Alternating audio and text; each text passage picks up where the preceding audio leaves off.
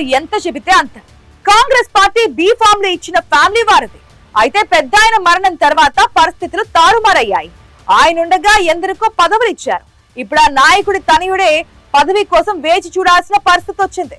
కీలకమైన జిల్లాలో కావాల్సినంత పొలిటికల్ చరిష్మా ఉన్నా ఆయనకు హస్తం పార్టీ ఎందుకు హ్యాండ్ ఇస్తోంది? ఇంతకీ ఎవరో లీడర్?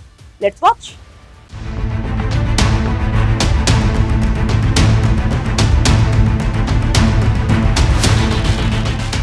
ధర్మపురి శ్రీనివాస్, షార్ట్కట్లో డిఎస్.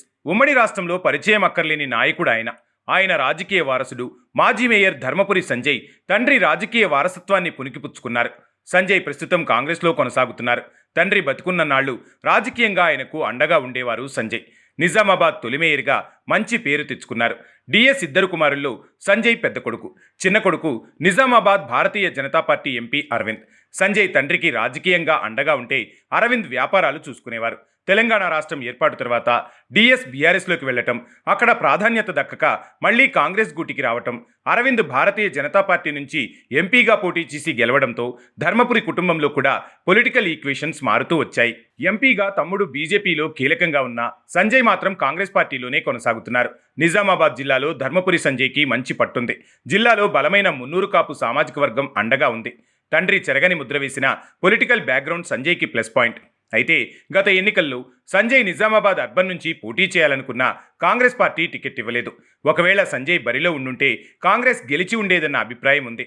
ఆయన్ని కాదని షబ్బీర్ అలీకి టికెట్ ఇచ్చారు. కాంగ్రెస్ అధికారంలోకి రావడంతో సంజయ్కి కార్పొరేషన్ పదవి దక్కుతుందని ప్రచారం జరిగింది. ఆర్టీసీ చైర్మన్ పదవి పక్కా అన్నారు. అయితే ఇంతవరకు ఆ ఊసే లేదు.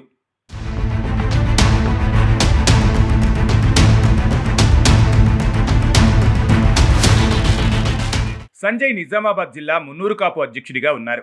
ఆయనకు మంచి ఫాలోయింగ్ ఉంది. జిల్లాలో కాంగ్రెస్ పార్టీని నడిపించే సత్తా సంజయ్కు ఉంది. కానీ పార్టీలో కొందరు నాయకులు సంజయ్ ఎదుగుదలను సహించలేకపోతున్నారట.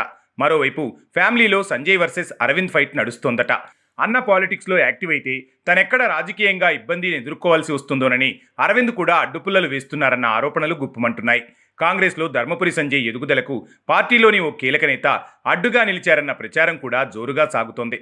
సుదీర్ఘ రాజకీయ చరిత్ర ఉన్న డి శ్రీనివాస్ తనయుడికి సొంత పార్టీలోనే అడ్డంకులు ఎదురుకావడం కాంగ్రెస్ పార్టీలో చర్చనీయాంశంగా మారింది. కార్పొరేషన్ ఎన్నికల్లో నిజామాబాద్లో కాంగ్రెస్ విజయం సాధించడంలో ధర్మపురి సంజయ్ పాత్ర కీలకంగా మారింది. భారతీయ జనతా పార్టీ బీఆర్ఎస్కు తనదైన వ్యూహంతో చెక్ పెట్టారు డిఎస్ వారసుడు. సంజయ్ లేకుంటే మొన్నటి బల్దియా ఎన్నికల్లో హస్తం పార్టీకి ఇబ్బంది తలెత్తేది. మాజీ మేయర్ కావడంతో ఆయన మంత్రాంగం ఫలించింది. ఆయన రాజకీయ అనుభవం కాంగ్రెస్ గెలుపులో కీలకంగా పనిచేసింది. ఎందుకంటే నగరంలోని ప్రతి డివిజన్పై సంజయ్కి పూర్తి అవగాహన ఉంది. కొన్ని చోట్ల బలమైన రెబల్ అభ్యర్థులను పోటీ నుంచి తప్పించడంలో ధర్మపురి సంజయ్ వేసిన పక్కా ప్లాన్ ఫలించింది.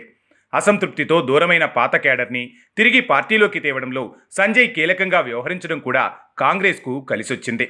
క్షేత్రస్థాయిలో ఓటర్లతో నేరుగా సంబంధాలు పునరుద్ధరించుకోవడంలో సంజయ్ సఫలమయ్యారు. రాజకీయంగా తమ్ముడు అరవిందుని ఢీకొట్టి వార్తల్లో నిలిచారు. భారతీయ జనతా పార్టీని నిలువరించడమే లక్ష్యంగా సంజయ్ వేసిన ఎత్తుగడలు ఫలించాయి.